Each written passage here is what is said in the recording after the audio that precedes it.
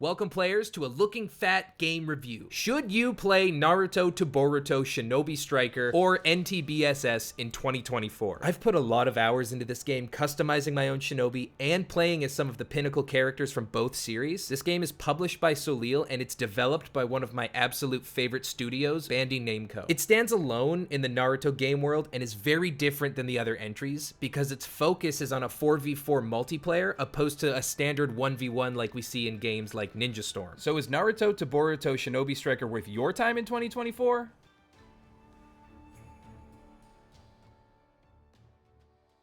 Character customization in Naruto to Boruto Shinobi Striker is honestly crack. When you first get into creating your character, you're able to mix and match some set pieces, hair, eyes, facial features. But to me, the best part is being able to mix things like Jiraiya's hair and Kiba's eye paint. My only gripe with the character creator is there's no Sharingan. After you're done making your character, you get to choose your class: healer, tank, attack, or range. I like to play healer for two reasons. One, being able to stay alive is amazing, and two, it really helps me stay relevant when I'm playing competitive. Once you've picked your class, you get to choose your weapon and equipment. I think tank classes get access to the best looking weapons. Zabuza's Sever Sword is by far the sexiest weapon in the game. Change my mind. Tanks also get paper bombs, attack gets kunai, range gets senbon, and healers get healing tags. There's a ton more equipment and weapons to unlock through the scroll system and everyone's worst enemy RNG. But if you're lucky enough to pull claws for the attack class, you've broken the game and don't need anything. Just spam your heavy attack and you'll win matches. The sheer amount of jutsu in this game is awesome. And for me, it's the best part of creating your character because it's what defines how you're gonna play the game, and it's really satisfying to play around with the underused jutsu to find a combination that works and that no one's using. Now, the clothes. Holy shit, the amount of clothes in this game. I'm a simple man, so I'll normally just rock the classic Akatsuki cloak or Leaf Ninja outfit, but feel free to get as crazy as you want with your clothing lineup because there is a lot of options. Each outfit has perks, but you can change these at will for just a little Ryu.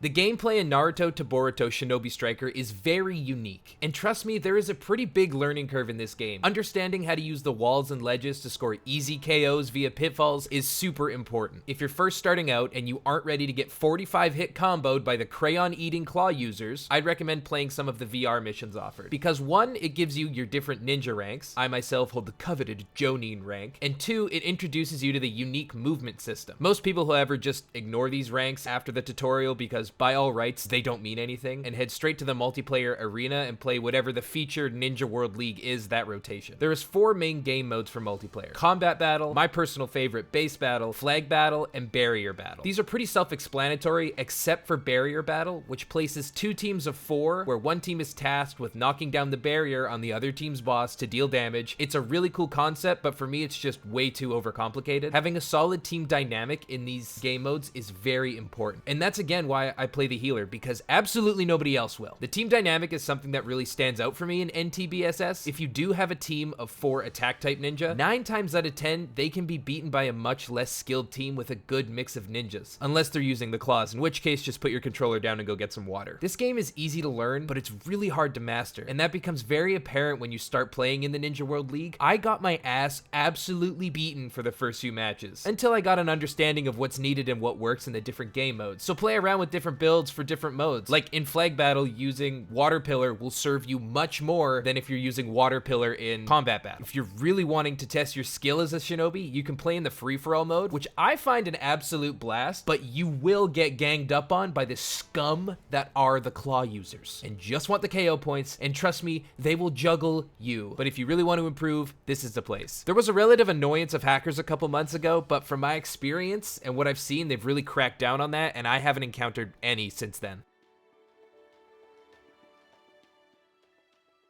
To unlock new jutsu and secret techniques in this game is normally through the master system, which is where you pick a ninja master to learn and compete in matches and gain experience towards whatever master you've chosen, unless they give away a free community one, which has happened like a couple times in the past. But the bad thing about that is that all of the new masters that get released cost real world hard-earned money, and not for very cheap. Normally running you around $14 for one single master, or you can purchase packs of them for about $25 to $30-ish. This is probably my biggest problem with the game, game, because usually as soon as a new set of jutsu becomes available, that becomes the meta for about 2 weeks. So for about 2 weeks after a new release, all you'll come up against is the same jutsu combination over and over and over. On the flip side, however, they are constantly adding new content in the form of maps, and with that there's always balancing updates to weapons, equipment, and jutsu. So at least having to constantly purchase a new VR master, you are getting a very, very active dev team. And honestly, it's not a new master every week. From what I've seen, it's normally around every 3 to 4 months, but for some reason they still haven't nerfed the goddamn claws. I like to wait until a new master's been released for a few weeks before deciding if I'll buy it, because I know I'm gonna see it on the field, and if it seems like something I can use in my kit or a jutsu that looks like something I want to try, then I'll grab it from the shop. And you don't absolutely need to buy any DLC for this game. Just know that almost all of the base game jutsu has a DLC version or a jutsu from a DLC master that does a similar thing much better than the vanilla master.